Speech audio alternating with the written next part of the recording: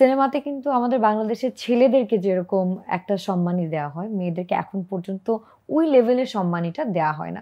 হয়তো অনেক রেয়ার যারা অনেক ভালো লেভেলে চলে গেছে, হ্যাঁ অলরেডি অনেক পপুলার মুভিতে, ওনাদের ক্ষেত্রে এটা হয়তো মানে অনেক ভালো রেমুনারেশন ওনারা পায়। বাট যারা নিউ স্টার্ট করে তাদের জন্য কিন্তু অনেক বেশি টাকা যে রেমুনারেশন পায় এমন না।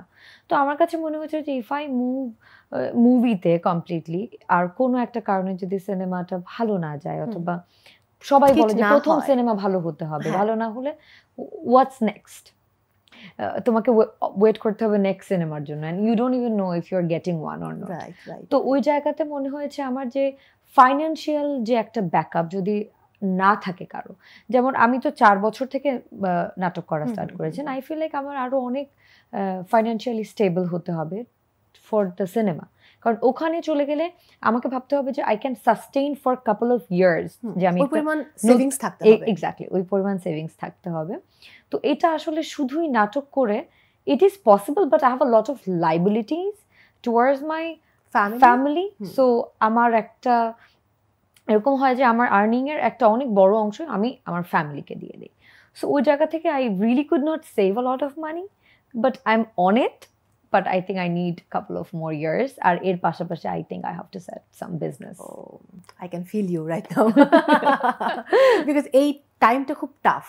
আমাদেরকে হয়তো স্ক্রিনে দেখা যায় একরকম, বাট যখন আমরা এত কিছুর মধ্য দিয়ে গো থ্রু করি, সো উই নো যে আমরা আসলে কি ফেস করি। আমি কাজের এখানে আরো খানিকক্ষণ থাকতে চাই, যখন এত আমরা যেরকম জানি যে ফ্যামিলি আমাদের উপর ডিপেন্ডেন্ট, কাজ করতে হচ্ছে, সেখানে একটা বড় অ্যামাউন্ট দিতে হচ্ছে, আমাদেরকে একটা লাইফস্টাইল মেনটেন করতে হয়, ওই স্ট্যান্ডার্ড থেকে কিন্তু নামাটা আবার খুব কঠিন, ভেরি ভেরি ডিফিকাল্ট।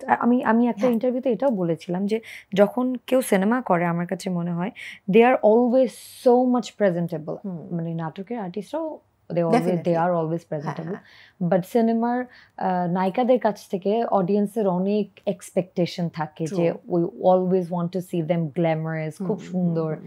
তো ওই যে লাইফস্টাইলটা that is pretty expensive to maintain.